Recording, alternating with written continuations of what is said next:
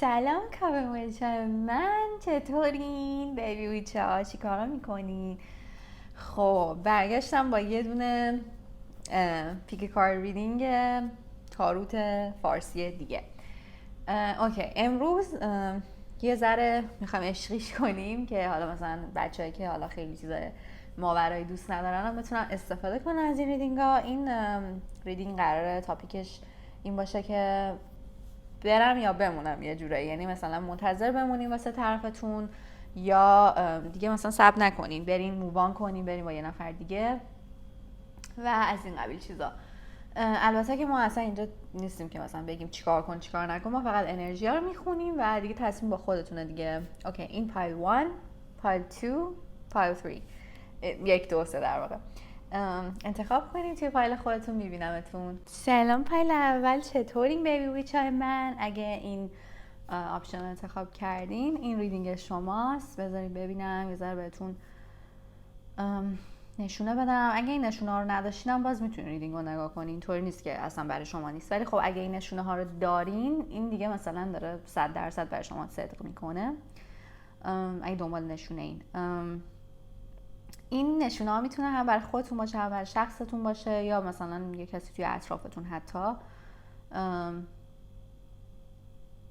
اوکی، ممکنه که طرفتون بد بوی یا بد گرل باشه، یعنی یه ذره حالت این که مثلا بخواد یه ذره شیطنت داشته باشه رو داره.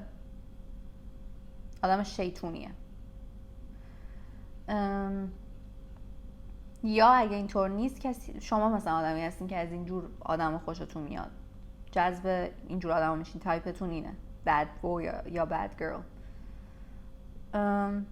شاید از انیمه و این چیزا خوشش میاد یا شما خوشتون میاد دیگه. هی نمیگم شما یا اون، حالا من میگم دیگه خودتون بدونین منظورم چیه. یا از کیپاپ و مثلا چیزای کره ای، مثلا سریال های کره ای و اینا، یا شما یا اون. فصل مورد علاقهش میتونه زمستون یا پاییز باشه. هودی خیلی دوست داره بپوشه. رنگای مورد علاقهش تیره است، آبی، مثلا نیلی، مشکی. پوست شما یا پوست ایشون مثلا ممکنه روشن باشه. پیل مثلا یعنی رنگ روشن. و اینکه این شخص شاید وانمود میکنه که حواسش بهتون نیست. من دارم میبینم، حالا این یه نشونه نیست، یه چیزی که شاید خودتون هم ندونین، ولی خب در واقع حواسش بهتون هست یا برعکس شما اینطوری. اوکی، بریم ببینیم که میخوایم ببینیم که برم یا بمونم. یعنی میخوایم ببینیم که شما منتظر بمونیم برای این شخص یا مووان کنیم برین سر زندگیتون. ببینیم مثلا مووان کنیم دیگه، بریم با کسی دیگه ای. برای پایل اول سپیریت لطفا کمکم کن. شما فوکس کنین رو کارت ها، از سپیریت گایداتون بخواین که بیان.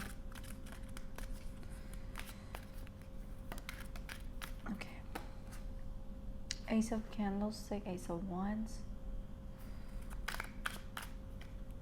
The Tower. بچه امیدوارم که صاف باشه، من خیلی نمیبینم. کج و کلاس ببخشید. Nine of Coins. خب من خیلی احساس میکنم یا نو کانتکتین، یعنی اصلا با هم در ارتباط نیستین یا خیلی کم با هم صحبت میکنین. محل بهتون نمیده یا کلا گفتم که مثلا یه جوری که نشون میده خیلی بهتون محل نمیده ولی حواسش بهتون هست، چکتون میکنه، شما هم چکش میکنین. Two of Coins. کارت دیگه همون لحظه افتاد. Eight of Coins. خب من هیچ کاپی اینجا نمیبینم. البته من اینجوری نیستم که اگه کاپ نبینم بگم مثلا هیچ احساسی وجود نداره. Back of the deckتونم Emperor. ولی در حال حاضر میبینم که خب اگه بخوام یه جواب کلی بهتون بدم، بازم میگم این اصلا نباید تریگر بشین که مثلا حالا مثلا باید این کارو بکنی، این انتخاب خودتونه.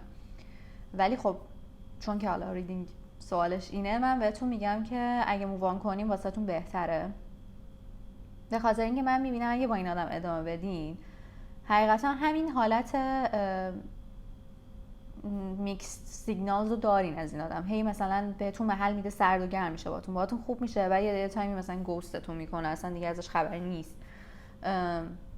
توی تایمایی که بهش نیاز دارین نیستش، اصلا میبینی آدم تو پیری تنهاست.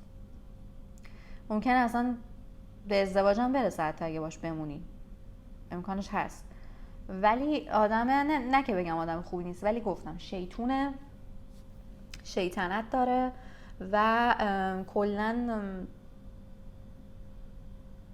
یه حالت، من چون تو آف کوینز هم دارم میبینم دو قطبی، نه که حالا مثلا بخوام بگم حالا دو قطبی داره ها، شاید هم داره برای بعضیاتون دیاگنوز شده باشه مثلا بدونیم واقعا دو قطبیه، ولی مودیه، خیلی مودیه، مودای مختلف داره. میبینین چقدر مثلا اینجا کار مختلف این آدم داره میکنه، انگار مثلا نمیتونه چیز باشه، یه جا بند بشه.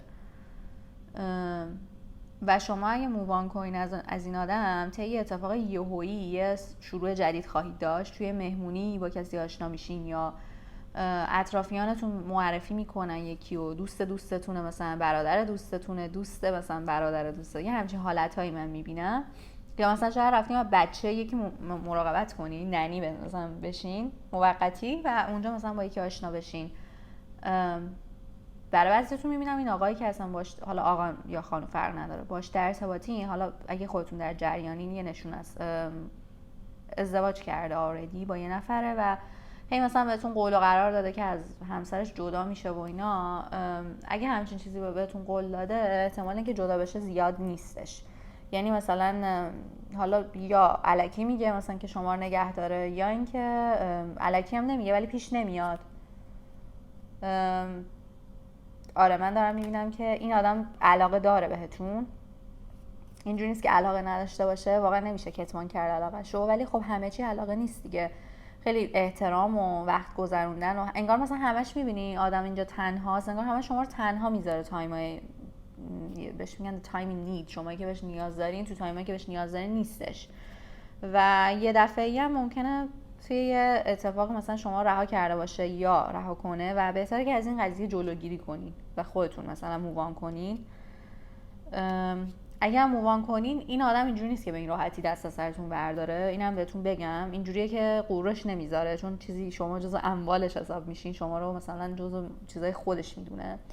و اینکه هی میاد مثلا بهتون مسیج میده، باید انقدر قوی باشین که بدونین که اگه بیاد خودتون باید مثلا بگین نه نمیخوام، چون مثلا من میبینم بعضیاتون اینجورین که برمیگردیم بهش، اصلا خودتون میرین وقتی مثلا گوستتون میکنه میرین مثلا میافتین به پاش، این کار نکنین اصلا، به خاطر اینکه عواقب خوبی نداره. حالا بذارین در ادامه ببینیم دیگه چی میفته. امپرر دوباره افتاد. امپرر دقیقاً شخصیتشه که اصلا نمیتونه قبول کنه که بخواد مثلا حرف خودش نباشه. Page of Cups. ببینین احساسات میگم داره ولی خیلی سطحیه، نه اینکه اصلا علاقه نداشته باشه، احساساتش در حدیه که مثلا میتونه مثلا در لحظه بهتون بگه دوستت دارم، یه سری کارهای کوچیک بکنه، حالا مثلا یه سریتون شاید بگی نه این برای من کار بزرگم کرده، درسته، ولی ممکنه توی لحظه فقط بوده باشه. Six of Swords و دیگه بیشتر از اون نیست. یعنی مثلا توی زمانه که واقعا بهش احتیاج دارین اگه دقت کنین ببینین که این آدم شاید اینجوری هم نبوده، نه که نخواد، ولی نمیتونسته مثلا چون حالا با کسیه یا حالا همسری داره یا به خاطر کارش مثلا هی میره مسافرت نیستش، چیزای مختلفی میتونه برای مثلا شما باشه، برای هر کدومتون چیزای مختلفی صدق میکنه. میبینید دقیقا این داره هی میذاره میره، هی مثلا یا هی باهاتون کات میکنه آننافین، یا اینکه هی مثلا میگم میره مسافرت، میره پیش همسرش، یه چیزی که شما رو واقعا جون به لب کرده. من میبینم دقیقا بک اپ دکتونم The Fool. شما باید از صفر شروع کنین، یه راهی جلوتونه و شما هیچی کم ندارین. من میبینم که تحصیلات خوبی دارین، زیبایین، استایلتون خوبه، مثلا هیکلتون خوبه، هیچ چیزی ندارین که بخواین منتظر این آدم بشین. حالا مثلا من آدمی نیستم که بگم که چیزا مثلا آره ولش کن و اینا، نه اتفاقا من کسیم که همیشه اینجورم که به خاطر عشق مثلا بمون و اینا. ولی دیگه من اگه دارم این حرفو میزنم یعنی واقعا دارم میبینم که این آدم هی یا داره در حال سفر کردنه، یا هی میگم میره پیش همسرش، یا به خاطر کارش هی گوستتون میکنه. کلا مثلا آدم مغروری هم هست، انگار مثلا نمیخواد کوتاه بیاد از چیزاش. شاید شما یه سری خواسته ها داری، میگه آقا مثلا یه ذره تایمت بزن برای من، و این آدم نمیتونه به خاطر اینکه شخصیت امپرر داره. حالا امپرر توی اکتاوای پایین اینجوری، البته اگه مثلا هیل شده باشه، زخماشو هیل کرده باشه و مثلا توی حالت هیل شده اکتاوای بالاش باشه، امپرر خیلی خفنه. ولی خب من دارم اکتاو پایین ازش میگیرم، مثلا با کارت دیویل میبینم که همه شما دارین قصه میخورین. حالا یا اکتیو اینطوریه، اکتیولی میدونین که دارین قصه میخورین، دارین گریه میکنین، یا مثلا چی، یا پسیولی اینطوریه، یعنی به طور غیر مستقیم شما ته دلتون قصه دارین، حتی وقتی هم که با همین خوشحالین انگار مثلا همش منتظرین که خب الان بلند شه بره. و این خب چه رابطه‌ایه واقعا؟ و اصلا نمیخوام مثلا احساسات شما رو کم بشمارم یا همچین چیزی، اصلا فقط دارم مثلا فکت بهتون میگم دیگه، دارم میگم که اینطوریه و انرژی در حال حاضر اینطوریه و من توی آینده هم دیدم که خیلی تغییر زیادی نمیکنه. حالا یه چیزی میخوام براتون به دلم افتاد انجام بدم. این دفترچه رو میبینین؟ من چندین ساله که دارم، البته الان خیلی وقت توش نداشتم، ولی چند سال من توی این دفترم چیز کردم، مثلا دیالوگای فیلم‌ها یا کتابایی که مثلا خیلی به دلم نشسته رو توش نوشتم به طور anonymously، یعنی به طور ننوشتم از مال کدوم فیلم و اینا، و یا حتی مثلا خودم یه سری چیزا رو بهش اضافه کردم برای اینکه حالت گایدنس باشه، مثلا یه موقع نیاز دارم برم اینا رو بخونم انگیزه بگیرم، یا مثلا فال حافظی دفعه بازش کنم یه چیزی برام بیفته. حالا میخوام این کار برای شما بکنم، به دلم افتاد واسهتون یه سفر رو واکنم ببینم که چی میگه اینجا براتون، گایدنس چیه، اسپریت گایدتون چجوری میخوام بهتون کمک کنن. وای اصلا باورتون نمیشه، یه تیکه از یه سریالی بود تو ذهن من بود، یعنی وقتی که این کتابچه رو میخواستم بردارم اون لحظه اومد تو ذهنم اون یه تیکه که اینجا نوشتم، و دقیقاً صفحه‌ای که وا کردم، البته 2 صفحه است، همشو بهتون میگم. یکی از صفحه ها دقیقاً همون دیالوگی بود که مال اون سریال بود و خیلی جالبه. اینجا دقیقاً داشتم میگفتم که شخصیت مغروری داره و لیدره و مثلا امپرر و اینا، نوشته که بخوام براتون ترجمه کنم میگه که آیا طرف منظورش اون شخص مثلا مذکره، حالا میگم برای شما حتما نباید مذکر باشه، ممکنه خانم باشه، حالا ما داریم مذکرش رو میگیم، شما خودتون تطبیق بدین.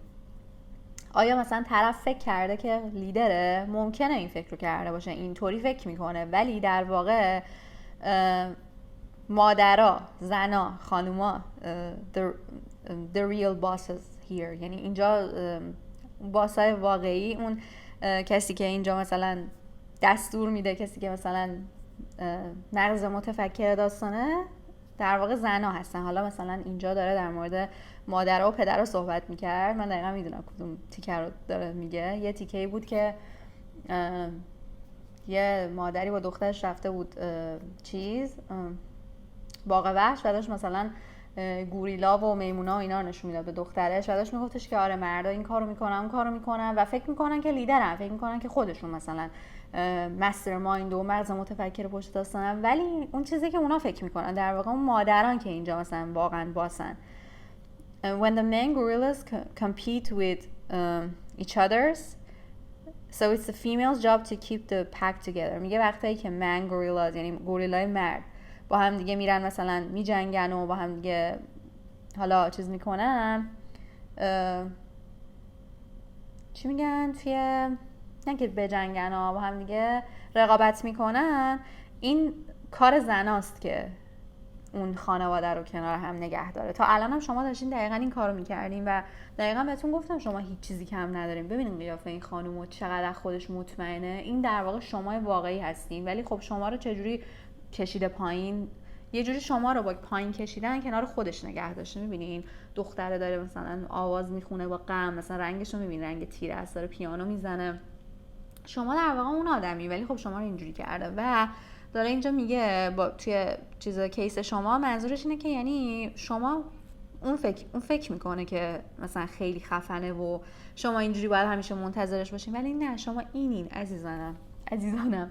نگاه کن مثلا دختر مثلا زیر دست اینه، پسر مثلا مونده درنش وا مونده که این چقدر جذابه، شما اینین. خب شما باید خود واقعیتون رو یادتون بیاد. و برای گایدنس من دارم میبینم که اینجا نوشتم only brave when I have to be when there is no other choice. میگه که من باید شجاع باشم، من فقط زمانایی شجاعم که باید شجاع باشم، وقتی که هیچ انتخاب دیگه ای ندارم. شما هم الان دقیقا باید به این باور برسیم، بدون این که الان اگه تو این لحظه بهتون بگن که هیچ انتخاب دیگه ای ندارین که این آدمو بذارین کنار، مجبورین که قوی باشین و شجاع باشین و بگذرین از این داستان. و خب میدونم اصلا آسون نیست با این مثلا تناف سورز و دیول که افتاده، نمیتونم بگم واقعا راحته واسهتون، ولی میتونین. اگه بخوام بهتون بگم میتونین یا نه، ازم میپرسین که which من میتونم، از پسش برمیام 100%. اصلا یه لحظه هم شک نکنین و خیلی آپشن‌های بهتری واسهتون هست، خیلی بهتر، به خاطر اینکه من اینجا دیدم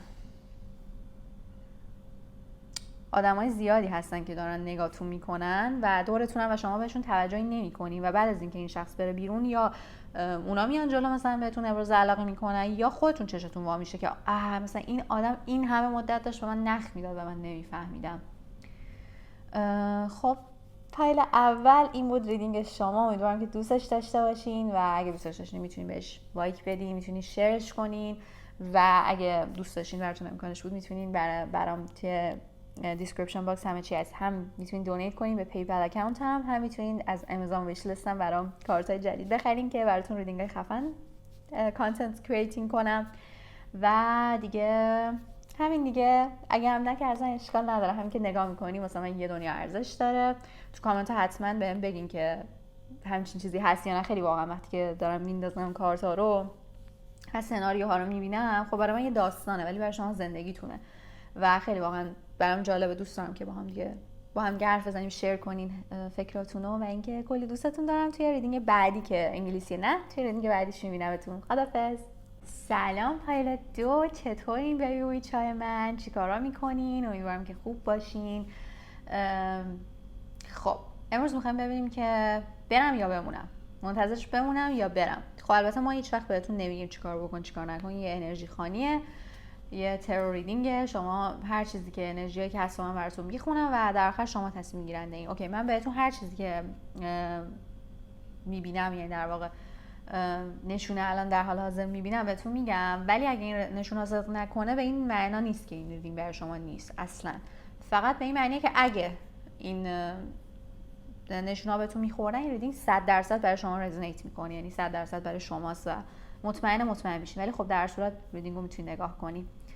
نشونه‌ای که میگم میتونه برای خودتون باشه، برای شخص مقابلتون باشه یا برای اطرافیانتون. به هر حال یه چیز آشنا. و من دیگه نمیگم مثلا ممکنه شما باشی ممکنه اون. من وقتی یه چیزی میگم دیگه خودتون میدونید دیگه، تطبیقش بدین. از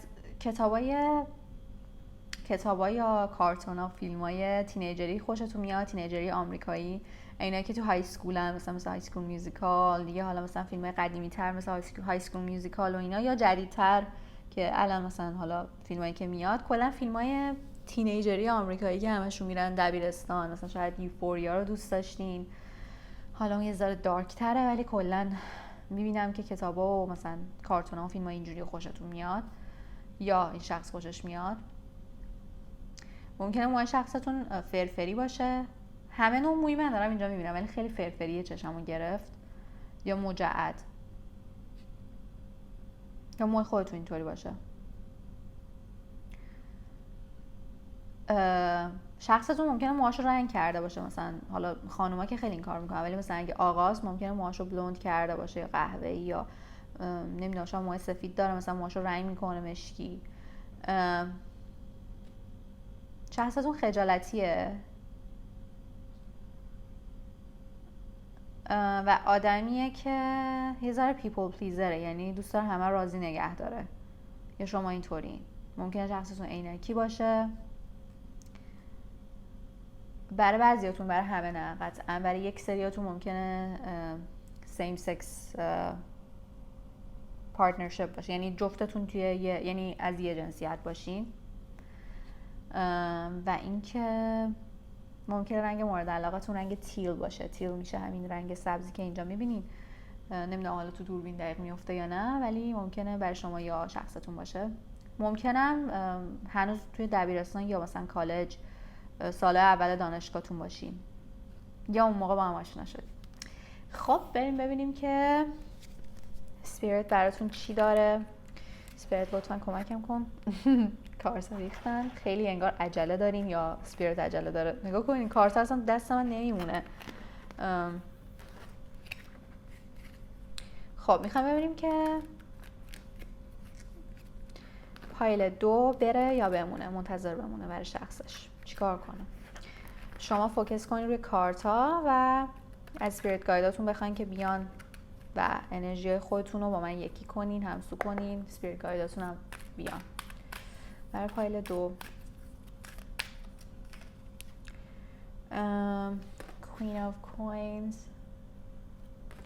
Six of Coins. چقدر کوین میفته؟ پایل قبلی هم کوین زیاد داشت. Pentacles، The Chariot،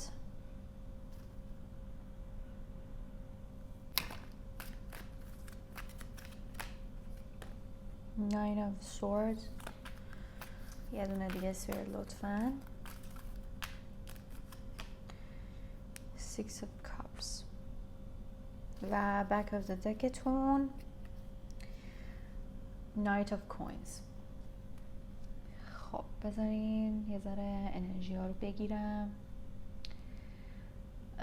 ممکنه این شخص الان یا تو زندگیتون نباشه یا یه تایمی تو زندگیتون نبوده و برگشته و شما الان بیشتر اینطورین که الان اگه برگشته یا قرار برگرده من مثلا قبولش بکنم یا نه.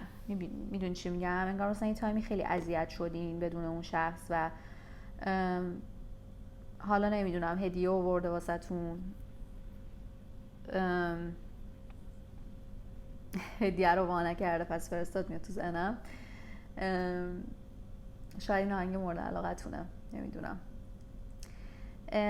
میگم شاید مثلا هدیه آورده، خانواده‌اش و مادرش رو فرستاده مثلا برای آشتی، یا نمیدونم شاید بعضیتون عقدین یا نامزدین مثلا. و چی میبینم دیگه؟ آره انگار مثلا اینطورین که آشتی کنم باش خوبه، اگه مثلا برگردم قبولش کنم خوبه. بذاریم بک اپ داده که تو ببینم دیگه چه کارتایی داره. خب این کارت ها واسه تون افتاده. The Wheel of Fortune، The Hangman، Strength و Knight of Coins. خب من میبینم که براتون اوکیه. این شخص آدمی نیست که کلاً بخواد بهتون ضربه بزنه تو رابطه یا مثلا آدم بدی باشه یا مثلا کلاً عادت داشته باشه وضعیت کردن. اگه اتفاقی بینتون افتاده واقعا یه چیزی بوده که پیش اومده، دست سرنوشت بوده. اگه هم می‌خواید دارین میپرسین برای بعضی دیگه‌تون که این شخص برمیگرده و منتظرش بمونم خوبه، آره اگه دوست داری میتونی منتظرش بمونی، حتی اگه یه تایمی باشه که ذره طولانی باشه. البته من نمیبینم طولانی باشه ولی میگم حالا چون من خیلی وعده توی جنرال ریدینگا نمیدم، ولی چون 2 تا 6 افتاده ممکنه 6 وعده باشه دیگه، نهایتا 6 ماه. ولی من فکر نمی‌کنم انقدر طولانی باشه. من انرژی چریت رو بیشتر دارم حس می‌کنم اینجا سریعه. و اینکه حرفاتون رو بهش بگین اگه وقتی که برگشت، سنگاتون رو باش وا بکنین و خیلی با هم دیگه دوباره از نو شروع کنین. یعنی خیلی چیز باشین، رک باشین با هم دیگه، مثلا رو دروایسی نکنین. هر چیزی که تو دلتونه بهش بگین که این شخص دیگه تکرار نکنه. میدونی مهمه که این آدم بدونه که این شخص بدونه که شما اذیت شدین و دیگه نمیخواین به هیچ وجه این اتفاقی که بینتون افتاده رو دوباره چیز کنین، تجربه کنین.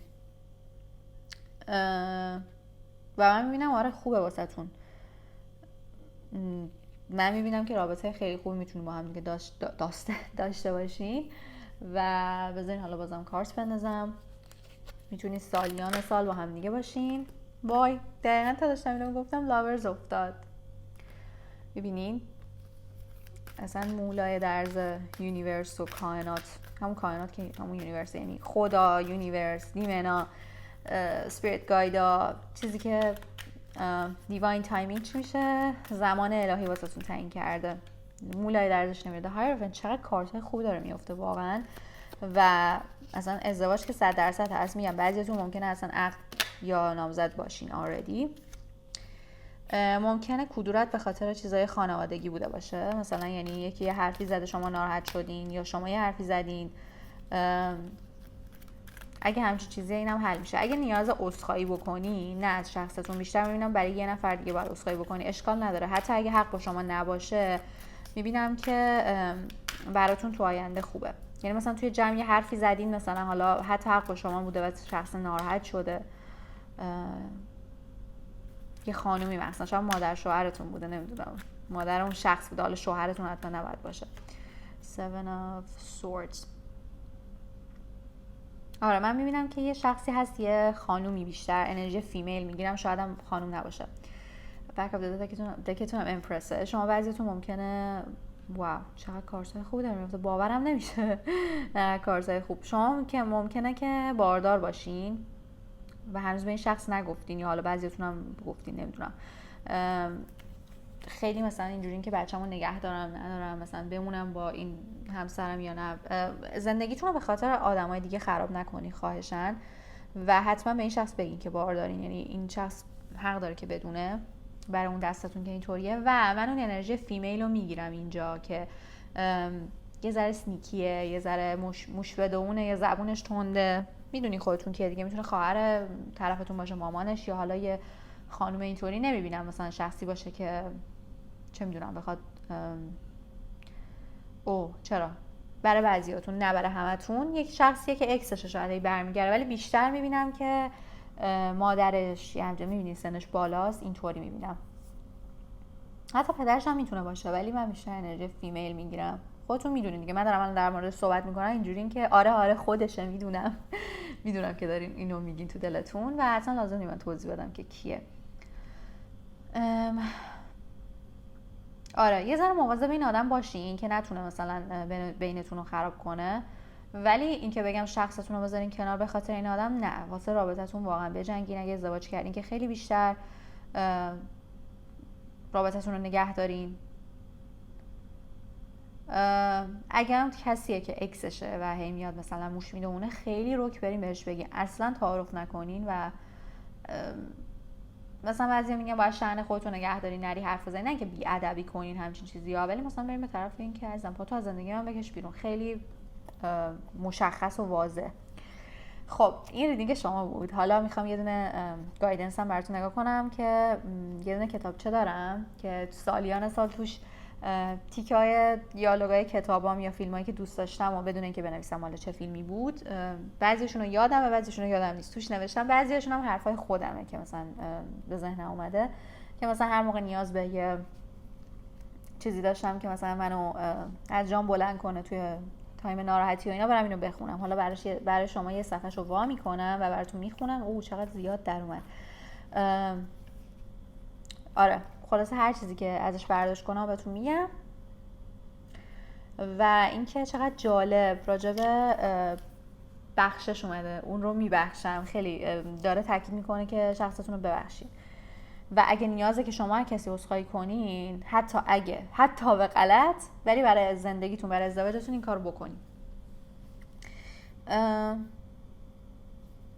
نوشته متوجه شدم که او رو میبخشم و آلاسکا هم ما رو میبخشه و باید همدیگه رو ببخشیم تا توی لبرنت زنده بمونیم. این مال کتاب و سریال مورد علاقم Looking for Alaska، در جستجوی آلاسکا اگه اشتباه نکنم. و اصلا داستان به اون صورت چیزی نداره که بگم خیلی خفنه. حالا برید بخونید اگه دوست داشتین، بخونیدش اگه دوست دارین مثلا کتاب اینا میخونین. من کتاب اول سریالش رو دیدم، بعد کتابش رو خوندم، ولی من خیلی دوست دارم کلا اینجوری هم که یه مثلا فیلمی سریالی میبینم بعدش میرم کتابش هم میخونم، چون دوست دارم دیتیلایی که تو کتاب رو ببینم. شاید شما این شکلی باشین، شاید شخصتون این شکلی باشه، یه نشونه واسهتون داشته باشه. حالا بخش جو خودم حرف زدم توی این، حالا نمیخوام اسپویل کنم، اگه میخواین بخونینش که خب بزنین جلو این تیکر نبینیم مثلا 10 ثانیه 20 ثانیه، ولی اگه نمیخواین بخونینش اینطوریه که آلاسکا شخصیت اصلی کتاب در واقع به خاطر یه سری مشکلاتی که داشته مثلا فوت شده و اینکه اینا دوستاش و اون کسی که عاشقشه دنبال این دلیلی هن که چرا فوت شده، خودش رو از بین برده یا اینکه مثلا اتفاقی بوده. آخرش هم نفهمیدن یه جورایی، مثلا دیگه اینجوری شدن که ولش کن، مثلا داره اعصابمون خورد میشه دیگه، نمیخواد بیشتر از این یه سری چیزا رو بدونیم. شاید برای شما اینطوریه که نمیخواد بیشتر از این یه حدی برین کند و کاف کنین دنبال چیزی بگردین، مو از ماست نکشین در واقع. و اینکه داره میگه که ما آلاسکا رو میبخشیم که از بینمون رفت و حالا اگه از قصد این کارو کرده و اونم ما رو میبخشه که دیگه مثلا رها کردیم این داستانو. و این لبرنت که میگه در واقع هزار تو چیزیه که آلاسکا همیشه از همین شخصیت کاراکتری که پسری که عاشقش بود میپرسید که این لبرنتی که من توی این کتاب خوندم در موردش چیه، منظورش چیه، مثلا که توی لبرنت زنده بمونیم و اینا. که خب بعدا فهمیدن که اون لبرنت هزار تویی که در مورد صحبت میشده در واقع اون سختیایی که ما تو زندگی میکشیم و برای اینکه تو این زندگی بتونیم طاقت بیاریم، این داره میگه با هم دیگه ببخشیم. خب این یکیش بود.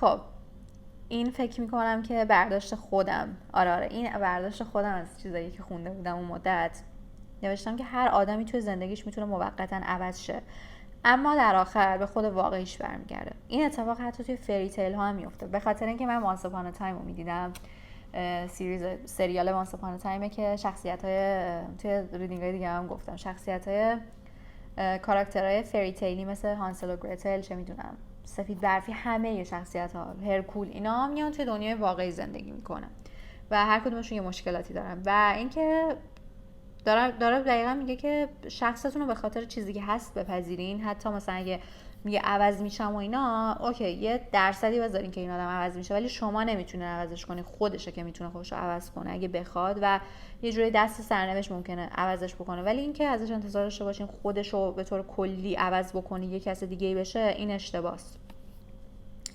در آخر بعد از چند مدت برمیگرده به اون چیزی که دیفالت کارخونشه. خب اینجا نوشته چجوری میتونه یادش بیاد تو کی هستی وقتی یادش رفته خودش که. این برای بعضیاتونه که چون اینجا هم فور اف کاپس رو میبینم، شخصتون یه ذره، حالا شاید اینم خودتون باشین نمیدونم، ولی بیشتر من شخصتون رو میگیرم که یه ذره یه مقدار دیپرسته، مثلا مشکلات واقعی، منظورم نه اینکه حالا یه 2 روز دیپرس شده باشه، مثلا یعنی واقعا افسردگی داره، با مشکلات روانی دست و پنجه نرم میکنه و اگه مثلا بهتون این مدت یه پشت کرده، مثلا یه کارایی کرده، بدونین که به خاطر منتال هلت ایشوزش بوده، به خاطر خودش نبوده. یه جورایی داره میگه که وقتی خودش به خودش رحم نمیکنه، حالش بده، چجوری میتونه با تو خوب باشه؟ مثلا یه ذره درکش کن، کنار، میبینی این داره، این شخص داره اینو ماساژ میده، کنارش باشین، بهتون نیاز داره. و اینکه نوشته اما عشق رو اگه بکنی توی شیشه باهاش میشه همه کار کرد. اینم دقیقا به خاطر سیریز وانس اپان ا تایمه، چون خیلی داستان دور این حول محور این میگشت که عشق واقعی میتونه همه چیزو، چیزای ایو، چیزای بد، اینا رو از بین ببره و دقیقا شما با عشقتون میتونین این آدمو برگردونین به زندگی، برگردونین به رابطه، ولی اینم تو نظرتون داشته باشین که طرفو عوض نکنین، فقط میتونین مثلا برش گردونین به زندگی، میتونین اون چیزای بدی که دورتون هست و اتفاقات بد رو پاک بکنین. و اینکه خیلی عجله نکنین. من میبینم که درسته که اتفاقات سریع واسهتون میافتن، ولی اینجوری نباشین که چرا مثلا پس خوب نشد با هم، مثلا اوکی هم شدیم میگین چرا مثلا این حالت عجول بودن و من خودم هم دارم که مثلا چرا پس با هم اوکی نیست، پس چرا مثلا الان آشتی کردیم چرا به حرفاش عمل نکردی. یه ذره صبوریت به خرج بدین، صبوری به خرج بدین. خب پایلت رو امیدوارم که ریدینگتون کلی خوشتون اومده باشه. اگه دوستش داشتین میتونین هم شیرش کنین، میتونین بهش لایک بدین. حتما توی کامنت ها، من چون وقتی ریدینگ رو میخونم اینجوریه که برام یه داستانه، ولی خب شما که میگین شیر میکنین با هم دیگه مثلا حرف میزنین، اینجوریه که وای نگاه کن مثلا واقعا زندگیشونه، خیلی جالبه و خیلی دوست دارم بدونم. حتما بهم بگین و اگه دوست داشتین امکانش رو داشتین میتونین توی دیسکریپشن باکس هم به پیپل اکانتم دونیت کنی، هم به امازون ویش لیست هم میتونین کارت خفن برام بخرین. هدیه بدین به ویچتون که براتون کانتنت کریتینگ انجام بدن و اگه هم هیچ کدوم این کارا نمیتونی یا دوست نداری انجام بدین، اصلا اشکال نداره، هم که نگاه میکنین کلی به من عشق می‌بینین دیگه. چون دیگه بعدی که انگلیسیه نه، البته اگه میتونین نگاه کنین که خیلی خوب میشه. توی ریدینگ بعدی که فارسی نمیبینمتون. خدافظ. سلام پایلسه، چطورین بیبی بیچای من؟ چیکار میکنی؟ اوکی بچه‌ها، امروز میخوایم ببینیم که برم یا بمونم. تکلیفم چیه؟ بمونم بهتره به نفعمه یا اینکه یعنی صبر کنم یا اینکه نه دیگه صبر نکنم مووان کنم. البته ما اینجا اصلا بهتون نمیگیم چیکار باید بکنین، انتخاب شماست. ما فقط انرژی‌ها رو میخونیم و من الان چند تا نشونه بهتون میدم، ممکن راجع به شما باشه، شخصتون، آدمای اطرافتون و دیگه حالا مثلا نشونه‌ای باشه که مثلا بشنوی بگی نه آره مثلا این به من میخوره، ولی اصلا به این معنی نیست که اگه این بهتون نخوره ریدینگ برای شما نیست یا همچین چیزی. فقط این که اگه مثلا هست داره بهتون یه کانفرمیشن 100% میده که این ریدینگ حتما برای شماست. خب ممکنه هاگوارتس پسند باشین، یعنی مثلا خیلی هری پاتر هد باشین، در واقع هری پاتر رو میخوندین، دوست داشتین، خودتون یا شخصتون یا تو اطرافتون یه کسی هست که ابسسته و چیزای هری پاتر رو جمع میکنه، یا هانگر گیمز، یا کلا مثلا چیزای فیکشن و کتابا و فیلم‌های فانتزی و فیکشن و سای فای و اینا دوست داره طرفتون یا خودتون. ممکنه خیلی سفر میکنه به جای مختلف دنیا. بعضیاتون میشنم خودتون مثلا ممکنه مهماندار باشین یا جفتتون یا طرفتون مثلا خلبان باشه. برای بعضیاتون میشنم طرف فوتبالیسته، حتی حالا شاید مثلا فوتبالیست خیلی معروف نباشه ولی برای بعضیاتون هم هست. یا اینکه مثلا خیلی علاقه داره به فوتبال و مثلا بازی ها رو دنبال میکنه.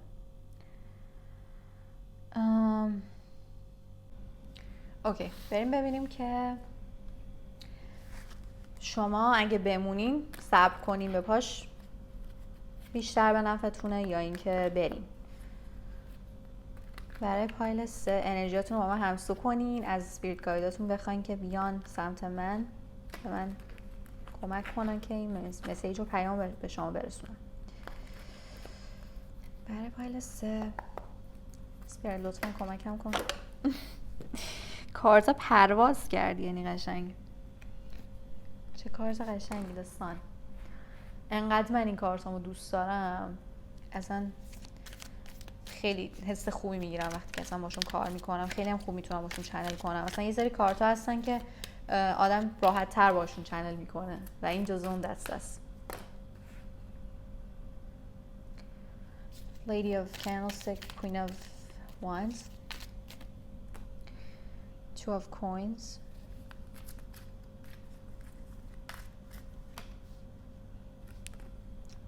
Queen of Cups,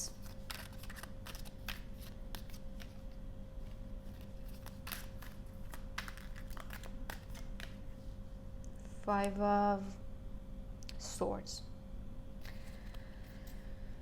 و Temperance.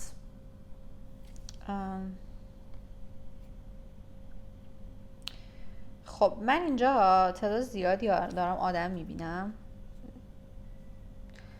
نمیخوام شما رو بترسونم، اگه خودتون در جریان هستین اینطوریه. حالا بعضیاتون هم در جریان نیستین ولی خب مثلا شک دارین، در صورت انگار مثلا یه فرد دیگه‌ای هم توی داستان هستش. حالا یه شخصی بوده که قبل بوده با مثلا شنیدم همسرتون، بعضیتون همسرتون نمیدونم، و شما وارد زندگی این آدم شدین بعد فهمیدین، یا یه شخصی بوده اصلا طرفتون با یه نفر بوده و بعد شما وارد زندگی شدین با دونستن این داستان، یا اینکه شخصتون از اول با شما بوده و بعد مثلا با یه شخص دیگه هم حالا نمیگم وارد رابطه شده ولی مثلا یه آدمی مثلا حالا شاید میومده بهش مسیج میداده، شاید در حد مسیج دادن بوده و شما خیلی ناراحتین. اینجا من دارم میبینم. بذاریم اول کارتای بیشتر بکشم، بذارم بالا کارتا رو و براشون کلریفایر بکشم که بهتر توضیح بدم. در دستان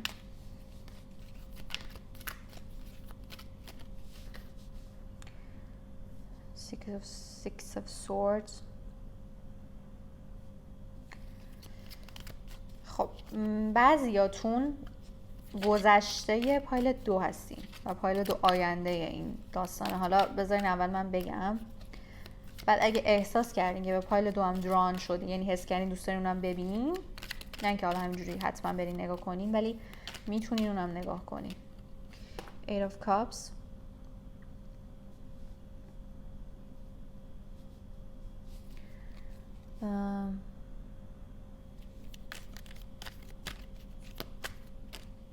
Three of Cups،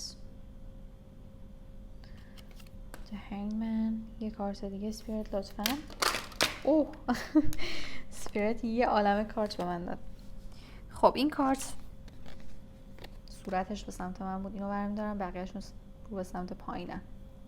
و بک اف دکتون 2 of Candlesticks، یعنی 2 of Wands. بازم ببینید این دوتا زنه، من مطمئنم 2 یا 3 نفر تو این رابطه هستن که صرفا نباید، منظورم توی رابطه هستن، منظورم اینه که توی این in the picture، یعنی مثلا توی این داستانی که بینتون پیش اومده که شما به خاطرش مثلا حالا باید منتظر شخصتون بمونید و میتونه خواهرای طرف باشه، مادر و خواهرش باشه، حتما نباید یه شخص دیگه‌ای باشه، یه کسی که اشک شما رو در آورد، یعنی مثلا یه اشک اینجا ریخته شده از سمت شما و شاید همسر سابقشه یا اکسشه یا یه کسی که حالا این وسط اومده و رفته، خیلی مهم نبوده، ولی میبینم که شما انگار رفتین با این شخص صحبت کردین،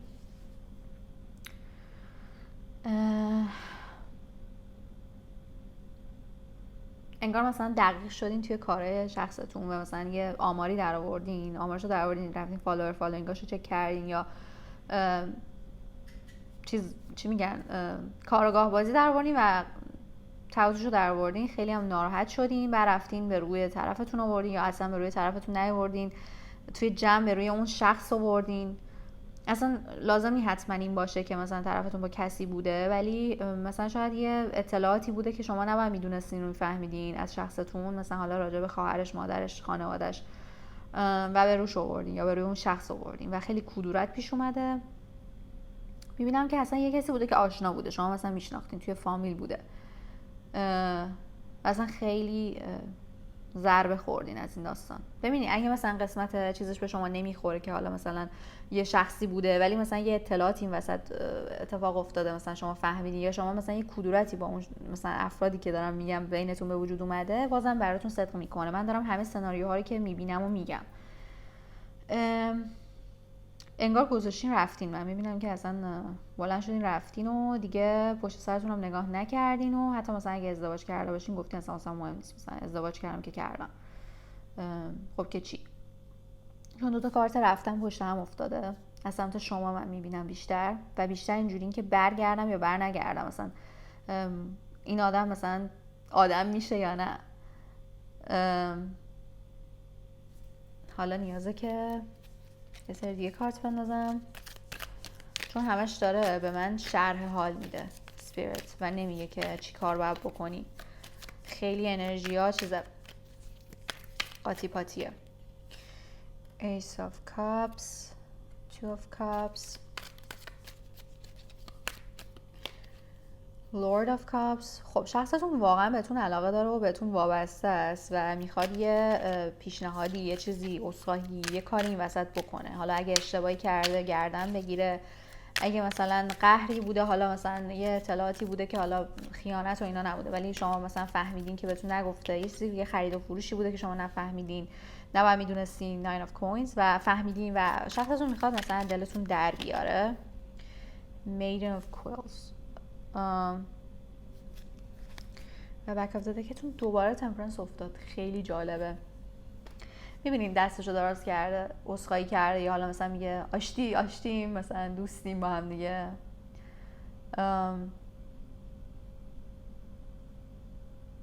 شخصتون ممکنه همجنس خودتون باشه میبینم و این کارت هم بک اف دکتون بود قبلش، دوباره اومد. من میبینم که حالا اگه ازدواج نکردین، ازدواج میبینم واسهتون، یعنی مثلا اگه نگرانین که نکنه مثلا دیگه ازدواجمون به هم خورده باشه، نه اینطوری نیست. اگه هم ازدواج کردین که رابطتون دوباره اوکی میتونه بشه، یعنی یه پتانسیله که میتونه اوکی بشه بینتون، ولی خب اگه خودتون بخواین. شخصتون سمتتون میاد، من میبینم عذرخواهی میکنه، احساساتشو میریزه رو چی میگن میریزه بیرون و چیز میکنه، سعی میکنه که دلتون در بیاره. میبینم که شما توی دنیای تنهایی خودتونین، دارین لذت میبرین. یه سریاتون هنوز حالتون خوب نیست، یه سریاتون چرا مثلا مووان کردین. مثلا میشنم که بیاد که بیاد، مثلا نمیخوام برگردمش، فقط همینجوری برای فان دارم این ریدینگو میبینین، دارم این ریدینگو میبینم واسه چنلتون میکنم. و اینکه مثلا میخوام ببینین طرفتون میاد موس موس کنه یا نه، که خب میاد. میبینم یه سریاتون دارین نقاشی میکشین، کتاب میخونین، میرین مثلا توی طبیعت واسه خودتون ورزش میکنین. ببینین اینجا من نمیتونم بگم آره یا نه، چون یه چیز کاملا 50-50 افتاده. پایل 1 و 2 مشخص بود، ولی این پایل داره به من میگه که انرژی فلویده، فلوینگه، یه جورایی سیاله. خودتون میتونین انتخاب کنین که پیمان ببندین باهاش، بپذیرینش یا نه. کاملا برمیگرده به حس خودتون و من میبینم که خوبه واسهتون، بد نیست اگه برگردین. ولی باز من احساس میکنم از سمت شما یه گاردی وجود داره که گفتم پایل دورم میتونین یه نگاه بکنین، چک کنین. حالا بذارین من براتون یه گایدنس هم بندازم، یعنی ببینم این دفترچه رو چندین سال توش مثلا دیالوگایی که خوشم میاد، فیلم و سریالا یا مثلا کتابایی که مثلا حالا خوشم میاد و مینویسم، یه سریش یادمه، یه سریش یادم نیست، مثلا از قصد انانیمسلی نوشتم، یعنی مثلا حالت اینکه مثلا ناشناس باشه، یادم نمونه مثلا مال کدوم فیلم و اینا، مهم نیست. بیشتر اون برداشتی که اون لحظه اون کلماتی کردم و میخوام داشته باشم، یعنی همون لحظه که میخونم هر برداشتی که میکنم و داشته باشم، واسه اینکه مثلا وقتی که حسم خوب نیست یا مثلا میخوام یه چیزی منو راهنمایی کنه، برم مثلا یه صفحه‌شو وا کنم بخونم. یه سری از چیزاشم خودم برداشتی که خودم کردم و نوشتم اون لحظه. خب بذارید من براتون یه صفحه رو وا بکنم. خب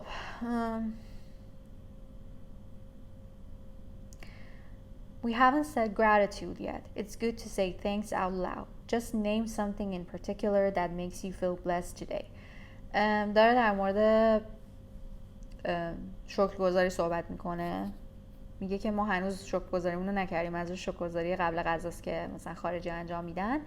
میگه که یه چیز به خصوصی رو تو ذهنتون بیارین و بلند بگینش و به خاطرش شکرگزار باشین امروز. این کلن داره در مورد شکرگزاری صحبت میکنه. میبینم که با شکرگزاری میتونین این شخص رو برگردونین، یا رابطتون رو هیل کنین، یا حال خودتون رو هیل کنین، حال خودتون رو خوب کنین. اگه یعنی زخمی که بهتون زده رو اوکی بکنین با ترفند شکرگزاری، که شکر کنین به خاطر اون حتی اتفاقات بدی که تو زندگیتون واسهتون افتاده که شما رو به الانتون رسونده. من میبینم یه سریاتون مثلا بعد از این کات یا حالا اتفاق یه عالمه از مثلا کارهایی که کردین برای اینکه حالتون خوب شه باعث شده که یه عالمه از استعداداتون رو پیدا کنین. خیلی جالب افتاد. And come on, one mistake does not make us evil. We will come clean. We'll do whatever we have to do. خیلی قشنگه، انگار شخصتون داره این حرف رو میزنیم. دیدی من چجوری دیالوگو گفتم؟ یعنی داره میگه که در واقع شخصتون داره میگه که کامان مثلا یه دونه اشتباه قرار نیست که منو تبدیل به یه آدم بد جنس و بد بکنه، مثلا یا ببخش، مثلا همچین حالتی داره بهتون میگم.